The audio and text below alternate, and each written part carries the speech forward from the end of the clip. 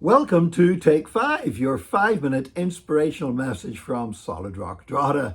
My name's Nick Park and I'm taking us through a series of messages called The Biblical Game of Thrones. We're looking at the kings and queens of Israel and Judah, all the way from King Saul right down until Judah was carried away into captivity in Babylon, by the Babylonians.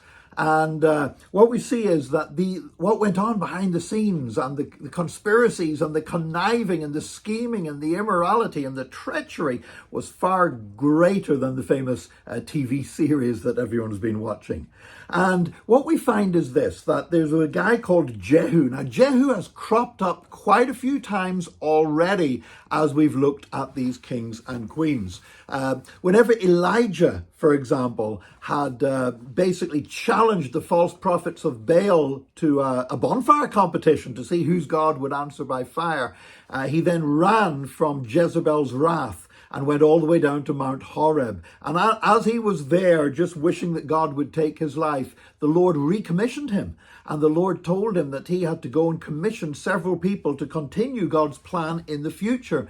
And one of those was Jehu, who would bring judgment against the house of Ahab. Now, in the end, it was not Elijah, but it was his apprentice Elisha who commissioned Jehu. And Jehu, one of the army officers in Israel, then went out and basically he brought down the entire house of Ahab. He killed Ahab's son, the current king of Israel, and he killed Queen Jezebel as well. And that was the end of the house of Ahab.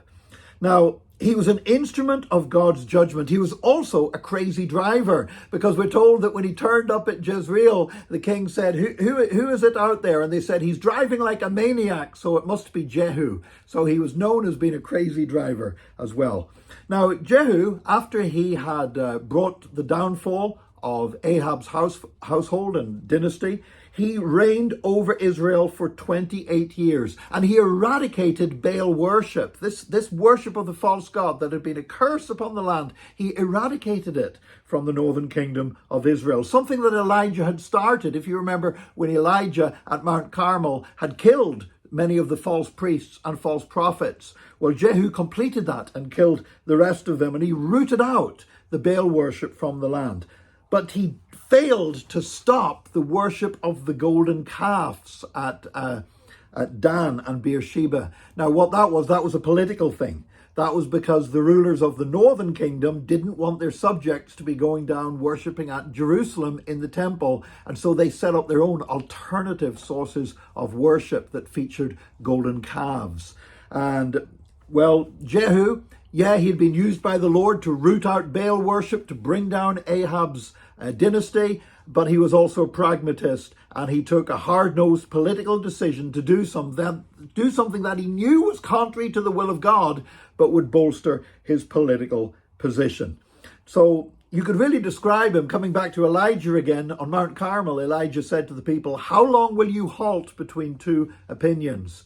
And Jehu is an example of somebody who halted between two opinions. He went so far in following God and obeying God, but he could have done so much more. You know, he could have been one of the great kings. He could have been one of the people that we still talk about excitedly in the New Testament church today. But we don't, because Jehu went so far and no further. He halted between two opinions. Now, he was still blessed by God. He had a long reign, and God actually said, because he'd rooted out the Baal worship, that his descendants would sit on the throne to the third and fourth generation.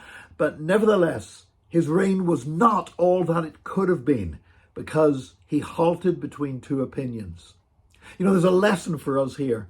The Lord is looking for people that will follow him wholeheartedly.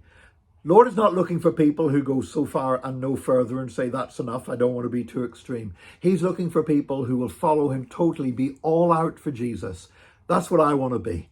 I don't want to be somebody who halts between two opinions. I want to be somebody who grabs hold of God's opinion and runs with that for my entire life. And I pray you will do the same thing indeed. May God bless you today. Join us again tomorrow for another Take 5, your 5-minute inspirational message from Solid Rock Drogheda.